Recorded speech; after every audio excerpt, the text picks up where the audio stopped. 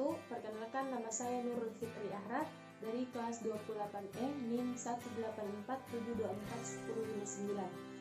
Nah, di sini saya akan menjelaskan tentang karya tulis ilmiah. Di mana di sini saya akan menjelaskan 4 bagian. Yang pertama yaitu menjelaskan tentang pengertian karya tulis ilmiah, kemudian yang kedua yaitu menjelaskan sifat ilmiah, kemudian yang ketiga yaitu menjelaskan tujuan karya tulis ilmiah, dan yang keempat menjelaskan manfaat karya tulis ilmiah. Yang pertama, definisi karya tulis ilmiah. Nah, menulis merupakan suatu kegiatan yang dilakukan oleh manusia sejak zaman dahulu. Menulis pertama kali ditemukan oleh bangsa Mesir kuno dan Sumeria kuno pada tahun 3000 Masehi. Sejak zaman dahulu hingga saat ini, menulis terbagi menjadi dua, yaitu karya tulis ilmiah dan karya tulis non-ilmiah. Karya tulis ilmiah merupakan suatu karya tulis yang sesuai dengan kaidah-kaidah ilmu pengetahuan atau keilmuan. Sedangkan sebaliknya, karya tulis non-ilmiah. Karya tulis non-ilmiah merupakan suatu karya tulis yang tidak sesuai atau kurang sesuai dengan kaidah-kaidah ilmu pengetahuan atau keilmuan.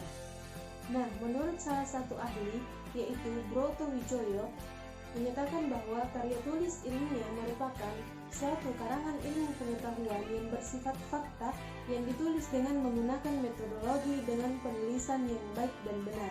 Nah, selanjutnya yang kedua yaitu sikap ilmiah.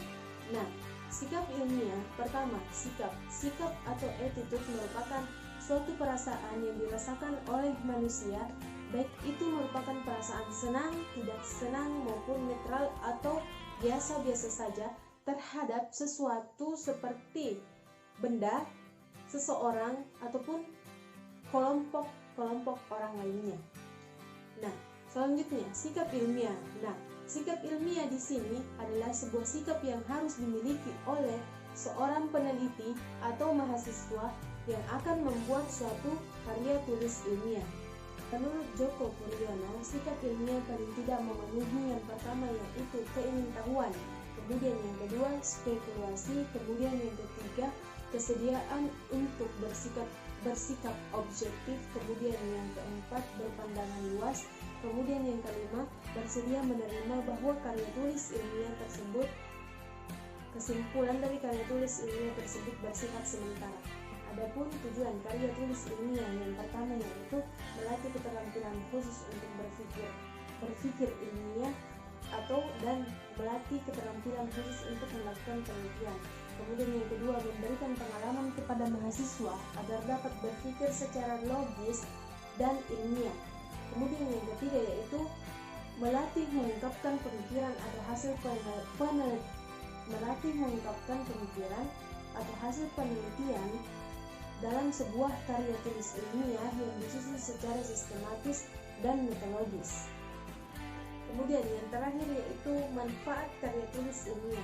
Manfaat karya tulis ilmiah yang pertama yaitu penulis akan terlatih mengembangkan keterampilan membaca secara efektif. Kemudian yang kedua yaitu penulis akan terlatih menggabungkan hasil bacaan dari berbagai sumber. Kemudian setelah menggabungkan, maka penulis tersebut akan menyaringnya, kemudian mengembangkannya dari sumber-sumber lainnya. Kemudian yang ketiga, yang terakhir yaitu manfaat dari karya tulis ilmiah, penulis turut memperluas cakrawala ilmu pengetahuan di masyarakat. Baik, itu saja penjelasan tentang karya tulis ilmiah dari saya. Sekian dan terima kasih. Assalamualaikum warahmatullahi wabarakatuh.